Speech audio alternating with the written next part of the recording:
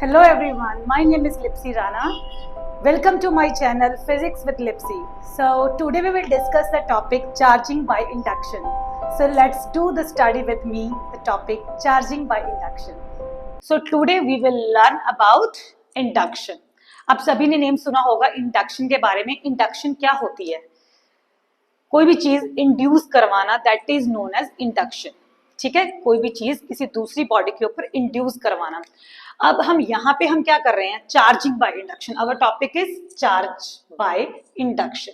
क्योंकि हम बात कर रहे हैं चार्ज की, तो हमें क्या इंड्यूस करवाना है? चार्ज इंड्यूस करवाना है किसी दूसरी बॉडी के ऊपर बिकॉज ऑफ चार्ज्ड बॉडी. ठीक है, कोई चार्ज, हमारे पास लाइक टू बॉडीज हैं.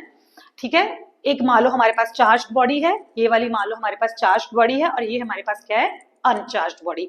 तो इस चार्ज्ड बॉडी की वजह से इस अनचार्ज्ड बॉडी के ऊपर चार्ज इंड्यूस करवाना, that is known as induction. अब किसी भी बॉडी के ऊपर हम चार्ज इंड्यूस करवाते हैं तो किसकी वजह से होता है? ट्रांसफर होती है. एक्चुअली होता क्या है? वो ट्रांसफरेंस होती है चार्ज की. अब ट्रांसफरेंस जो होती है वो दो तरह की होती है हमारे पास.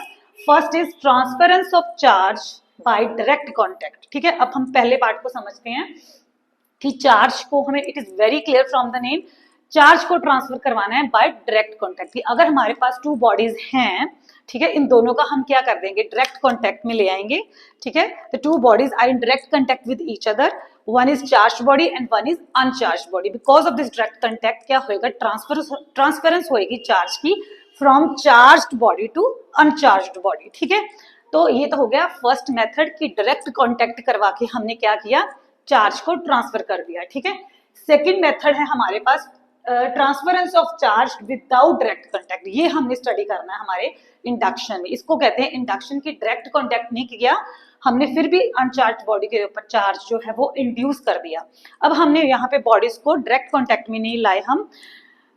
हमने क्या किया? जस्ट हमने चार्ज बॉडी को, we have placed this charge body near to uncharge body. हमने चार्ज बॉडी को बिल्कुल चार्ज बॉडी के पास में रख दिया विदाउट एनी डायरेक्ट कॉन्टेक्ट. ठीक है, अब हमें इनको इतनी दूर भी नहीं लेके जाना कि एक दूसरे को दिखे ही नहीं. ठीक है, we will place very near to each other. Okay, हम दोनों को एक दूसरे के बिल्कुल पास रखेंगे. अब इससे होगा क्या? बिल्कुल हमने क्या किया? एक दूसरे को पास रख दिया. ठीक है, अब फिर भी ये जो अनचार्ज्ड बॉडी है ये क्या करेगी? ये चार्ज हो जाएगी because of the transference of charge from this charged body. अब ये कैसे होएगा? That process is known as induction. ये हम यहाँ पे हम स्टडी करेंगे जो हमारा आज का टॉपिक है. तो इंडक्शन, चार्जिंग बाय इंडक्शन की डेफिनेशन क्या बनती है? You can take the screenshot of it and I will read it out. The phenomena means the process of charging an uncharged conducting body. किसी अनचार्ज कंडक्टिंग बॉडी को charge करने का process by placing a charged body near it. ठीक है, एक charged body को उसके near रख के without any direct contact with each other is known as charging by induction. I hope it is very clear from this definition. बहुत ही easy है कि सिंपल सी बात है यार, सिंपल सी बात है. एक हमने अनचार्ज्ड बॉडी को चार्ज करना है with the help of charged body by placing a charged body near to uncharged body. That is known as charging by induction. अब हम इसकी एक्सप्लेनेशन में स्टडी करेंगे हाउ. ठीक है, ये कैसे होएगा? तो इसमें क्या है, हम एग्जांपल लेंगे एक मेटालिक सफेयर की. ठीक है, ये हमारे पास ए मेटालिक सफेयर है जो कि अनचार्ज्ड बॉडी है. ठीक है, ये अनचार्ज्ड बॉडी है और ये कंडक्टर है, मेटल है. Metals are good conductors. तो इसमें हमारे पास इक्वल अमाउंट में पॉजिटिव चार्ज है, इक्वल अमाउंट में नेगेटिव चार्ज है. अभी हमारे पास ये न्यूट्रल बॉडी है. तो हमने जब एक चार्ज्ड बॉडी ली जिसके ऊपर पॉजिटिवली चार्ज बॉडी है, ये पॉजिटिव चार्ज है इसमें. तो हमने जब ये पॉजिटिवली चार्ज बॉडी को बिल्कुल इस मेटालिक सफेयर के पास लेके आए, इसको बिल्कुल पास रखा, तो हुआ क्या? Because it is positively charged. Okay, तो ये क्या करेगा? ये नेगेटिव चार्ज को अट्रैक्ट करेगा बिकॉज हमने ये चार्जेस की प्रॉपर्टी में किया हुआ है, opposite charge attract each other. तो ये पॉजिटिव चार्ज जो है वो इलेक्ट्रॉन्स को अपनी तरफ अट्रैक्ट करेगा. तो इलेक्ट्रॉन्स जितने भी हैं वो मूव करेंगे टुवर्ड्स दिस सेंटर.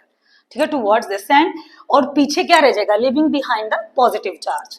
पीछे इस साइड पे पॉजिटिव चार्ज ज्यादा होगा क्योंकि इलेक्ट्रॉन्स रोड की वजह से उधर को ट्रांसफर हो रहे हैं. ठीक है, तो ये कैसे लगेगा? इट लुक्स लाइक दिस कि पॉजिटिव चार्ज एक एंड पे आ गया, नेगेटिव चार्ज एक एंड पे आ गया. ठीक है, अब हम नेक्स्ट स्टेप में क्या करेंगे,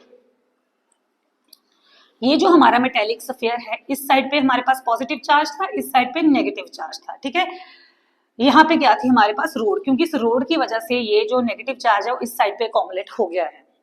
अब इसके एक एंड को हम क्या कर देंगे, ग्राउंड कर देंगे, अर्थ कर देंगे।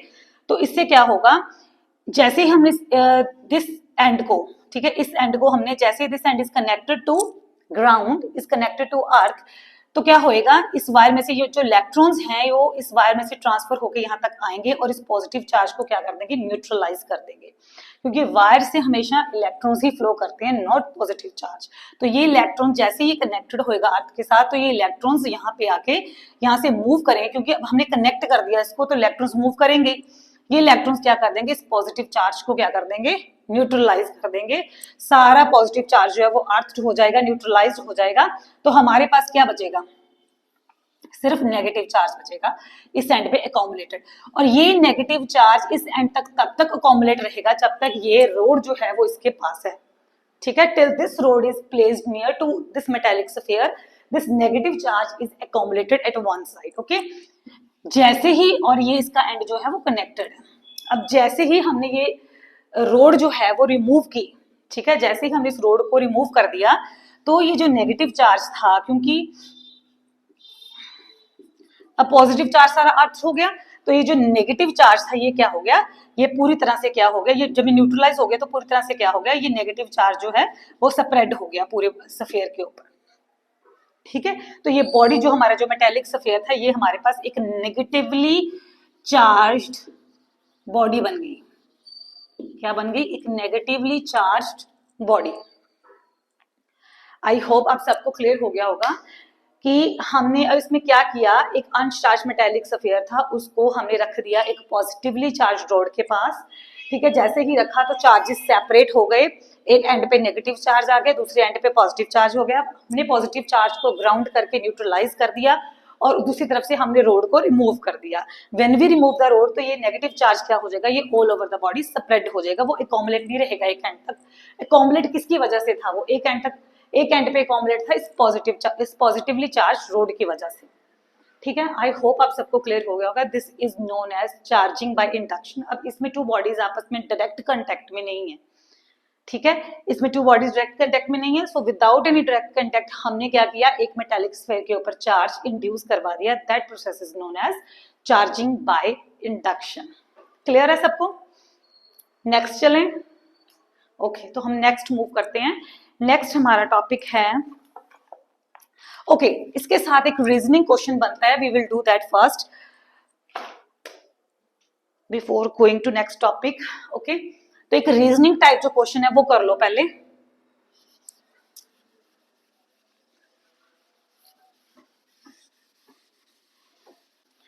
किसी को कोई भी प्रॉब्लम आती है, किसी को, वैसे तो ये मैं बहुत ही इजी लैंग्वेज में करवा रही हूँ आपको, ठीक है। आप इनके जो स्क्रीनशॉट है वो लेते रहिए आप, बट फिर भी स्टिल अगर किसी को कोई भी लैंग्वेज टफ लगती है, कुछ भी लगता है, कोई प्रॉब्लम आती है, कोई चीज नहीं समझ में आती है, तो आप मेरे को मैसेज कर सकते हो, मैं उसको I will make it more easier, okay. So घबराने की कोई जरूरत नहीं है, physics is very interesting and very easy, okay. तो हमारा नेक्स्ट क्वेश्चन इससे रिलेटेड बनता है, क्वेश्चन आ सकता है इससे related, induction. How two metal spheres get oppositely charged through the induction. Question is how two metal spheres get oppositely charged through, it is very very easy. जैसे हमने अभी किया ना, हमने क्या किया, एक मेटेलिक स्फीयर ली थी, ठीक है, उसको हमने चार्ज किया था एबोनेट रोड के साथ, एक पॉजिटिवली चार्ज रोड थी उसके साथ, ठीक है। अब हम करेंगे टू मेटेलिक स्फीयर। हमने क्या इसमें करना है, how two metallic spheres we will take, पहले मैं आपको समझा देती हूँ, उसके बाद इसका आंसर हम लिखेंगे। और समझाने में डायग्राम्स प्लीज आप ड्रॉ कर लीजिएगा। हमने टू मेटेलिक स्फीयर्स लिए, ए एंड बी। हमने थ्रू इंडक्शन हमने इनको ऑपोजिटली चार्ज करना है। ऑपोजिटली चार्ज का क्या मतलब है कि एक अगर हमारे पास पॉजिटिवली चार्ज है तो दूसरा हमारे पास क्या होएगा, नेगेटिवली चार्ज होएगा। ठीक है, अब दोनों ही हमारे पास न्यूट्रल हैं इस टाइम पे, तो हमने क्या किया, एक पॉजिटिवली चार्ज रोड जो थी हमने, we will put this positively charge rod near to sphere B. ठीक है, जैसे ही हमने स्फीयर बी के पास इस पॉजिटिव चार्ज रोड जो थी वो रखी, तो ये क्या हुआ, नेगेटिव चार्ज यहाँ पे आ गया, पॉजिटिव चार्ज यहाँ पे अकोमोलेट हो गया, नेगेटिव चार्ज यहाँ आ गया, जैसे हमने पहले किया था, नेगेटिव चार्ज यहाँ पे आ गया, पॉजिटिव चार्ज यहाँ पे आ गया। ठीक है, अब यहाँ पे जो पॉजिटिव चार्ज है, ठीक है, अब हम मेटेलिक स्फीयर ए को भी इसके पास रखेंगे। तो जैसे मेटेलिक स्फीयर ए जो है वो बी के नियर जाएगा विदाउट एनी डायरेक्ट कॉन्टेक्ट, ये जैसे नियर जाएगा, इसका जो पॉजिटिव चार्ज है ये क्या अट्रैक्ट करेगा, इसके नेगेटिव चार्ज को। ठीक है, तो पीछे भी यहाँ पे पॉजिटिव चार्ज रह जाएगा। यहाँ तक क्लियर है सबको? ठीक है, इट इज वेरी इजी। तो अब हम क्या करेंगे, ये क्योंकि हम जो हमारे पास ये नेगेटिव चार्ज, क्योंकि ये बॉडी जो है हमारे पास काफी क्लोज हैं, काफी क्लोज पड़ी हैं ये बॉडीज। ठीक है, अब हमने पहले केस में क्या किया था, उसके एक चार्ज को न्यूट्रलाइज करने के लिए हमने अर्थिंग कर दी थी, एक एंड को अर्थ कर दिया था। अब क्योंकि ये दो बॉडीज काफी क्लोज हैं एक दूसरे के, ये जो बीच वाला चार्ज है, ये पॉजिटिव चार्ज और ये negative charge, they are very near to each other. ये क्या हो जाएंगे, जितना यहाँ पे पॉजिटिव चार्ज है उतना ही यहाँ पे क्या है, नेगेटिव चार्ज। तो ये क्या हो जाएगा, न्यूट्रलाइज हो जाएगा, क्योंकि ए और बी जो है वो काफी एक दूसरे के क्लोज हैं। तो ये नेगेटिव और ये पॉजिटिव आपस में क्या हो जाएगा, न्यूट्रलाइज हो जाएगा, और हमारे पास क्या बचेगा, यहाँ पे पॉजिटिव चार्ज, यहाँ पे नेगेटिव चार्ज, और ये एबनाइट रोड है हमारे पास जो पॉजिटिव चार्ज है। जैसे ही हम इस रोड को रिमूव करेंगे, when we remove this rod, तो क्या होएगा, ये जो मेटेलिक स्फीयर हमारे पास ए है, इसमें ये पॉजिटिव चार्ज जो है पूरी तरह से डिस्ट्रीब्यूट हो जाएगा, और ये जो मेटेलिक स्फीयर बी है इसमें नेगेटिव चार्ज पूरी तरह से डिस्ट्रीब्यूट हो जाएगा। जब हम इस रोड को, ठीक है, जो चार्ज रोड है इसको हम थोड़ा सा हटाएंगे, इसको हम रिमूव करेंगे। Fine, clear? तो इस तरह से क्या हो गया, एक हमारे पास जो स्फीयर था ये पॉजिटिवली चार्ज हो गया, एक हमारे पास जो स्फीयर था वो नेगेटिवली चार्ज हो गया। ठीक है, तो अगर ये क्वेश्चन आ जाता है एग्जाम में, तो first of all what we have to do, first of all we have to draw this diagrams, and then जो भी मैंने एक्सप्लेन करवाया उस एक्सप्लेनेशन को write it in your own language. It is very easy, you can write it in your own language like this. Take two metallic spheres A and B, okay, just place a positively charged rod near to sphere B, ठीक है, because our charged rod is positively charged, it will attract the negative charge of sphere B, and negative charge will accumulate at one side, and on the other opposite side the positively charged will accumulate, and then another metallic sphere A is placed very near to metallic sphere B. Because of this positive charge of metallic sphere B, it will accumulate the negative charge of metallic sphere A, and on the opposite side of A there will be the positive charge accumulated. Next आप लिख सकते हो, because as the metallic sphere A and B are very close to each other, the negative charge of metallic sphere A and the positive charge of metallic sphere B will neutralize. ठीक है, ये neutralize हो जाएगा, and when we, in the final step, when we remove the positively charged rod, the positive charge of a metallic sphere will spread whole over the body, whole of the sphere equally or uniformly, and negative charge will spread in the sphere B uniformly. कब होगा, when we remove this positively charged rod. ठीक है, तो ये आपने कुछ भी नहीं है, जो मैंने समझाया इसको आपने अपनी ही लैंग्वेज में लिखना है। आई थिंक +2 के स्टूडेंट्स इतने बड़े होते हैं, they can write it down in their own language. ठीक है, जब हम अपनी लैंग्वेज में लिखते हैं तो हमें रट्टाफिकेशन करने की कोई जरूरत नहीं है, रट्टा लगाने की कोई जरूरत नहीं है, हम समझ के कंसेप्ट को अपनी लैंग्वेज में लिख सकते हैं। सो कोई भी चीज है, कोई भी subject, I am not talking about only physics, पहले तो अपने पास एक रफ कॉपी और एक पेन जरूर रखो। ठीक है, मैं सबको ये बोलती हूँ, इवन मैं अपने बच्चों को भी ऐसे टीच करवाती हूँ कि एक रफ कॉपी और एक रफ नोटबुक और एक पेन जरूर होना चाहिए। ठीक है, लेकिन आपको कंसेप्ट समझो, उसको रट्टा लगाने की कोशिश मत करो, कंसेप्ट को समझो।